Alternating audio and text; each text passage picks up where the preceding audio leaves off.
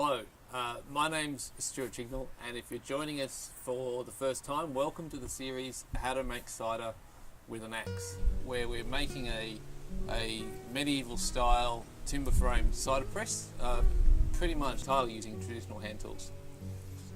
And if you've been with us for a while already, you may have seen in the last video that I got the 6th post fitted to the press, and I thought this would be a good time to sort of take a break, pause, and sort of talk about where we've come from, what we're doing, and where we're going. And another reason to take a break is I've injured my wrist, and it could be the amount of woodwork I've been doing, but it also could be the amount of video editing I'm doing. Possibly a combination of both.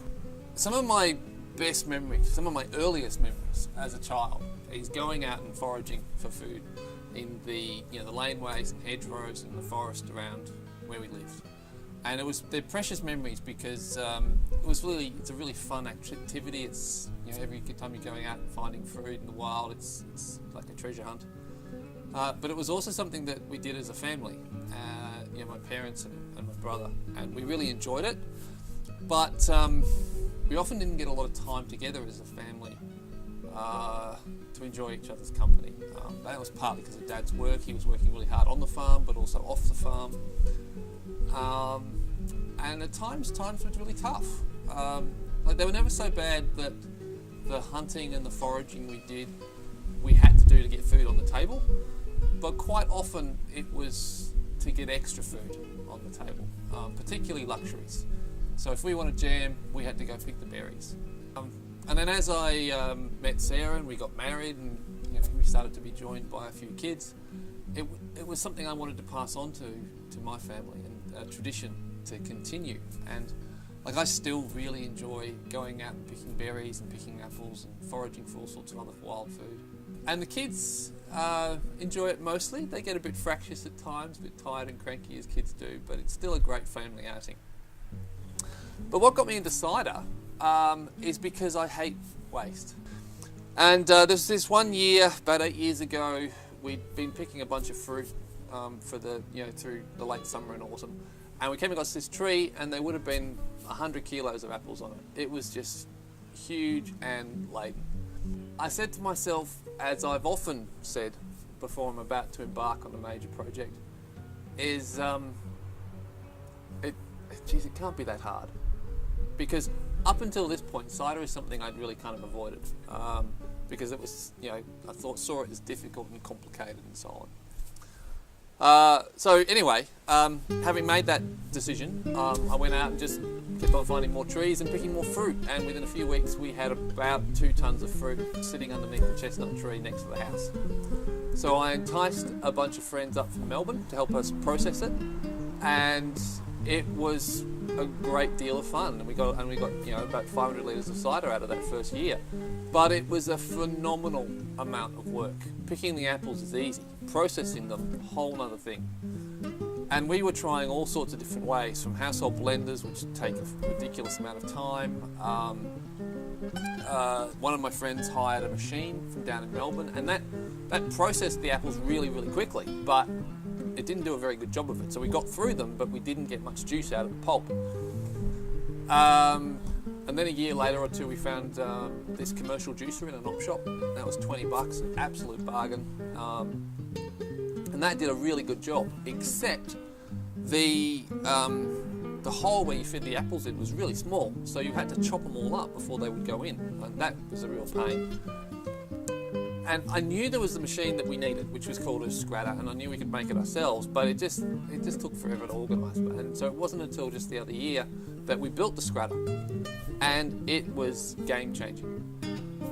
Whereas we used to process apples like a few handfuls at a time or whatever, with the scratter we were suddenly just taking baskets, tipping them in, and then 30 seconds later, all done. And we worked out that its processing rate was about 1.5 tonnes per hour. Way better than our expectations. But even better, it wasn't just how quickly it was processing, but the pulp was such good quality. Really smushed the apples, which is brilliant. Smush being a technical term. So of course, we suddenly needed a new press, because the press we'd been using, which had sort of adapted out of a hydraulic workshop press, was not big enough. We could only do 40 litres of pulp in that at a time, and it just takes too long. So we needed a bigger press. And that brings us to what the press we're building at the moment. So the idea of the Scrata and the new press was that we'd be able to process about the same amount of fruit, but instead of it taking about a dozen people the equivalent of 4 to 6 weekends, we'd be able to do it in just one leisurely weekend. That's the why. In part, it's the size that it is.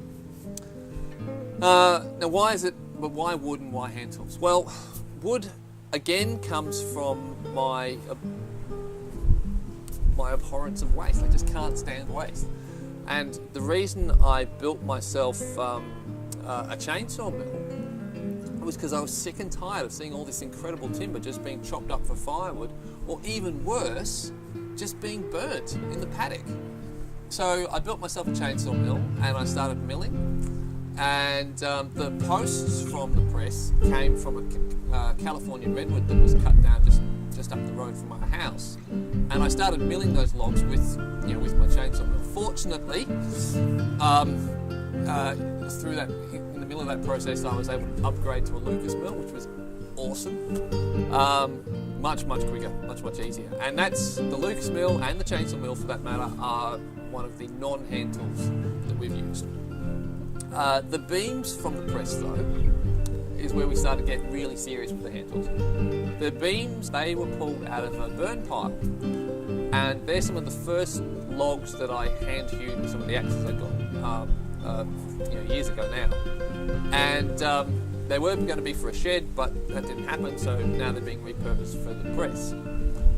And they were all hand hewn. Whoever cut the trees down used a chainsaw, but after the chainsaw got to them, you've seen, we didn't see the hewing on the videos, but you've seen me shape them with hand tools.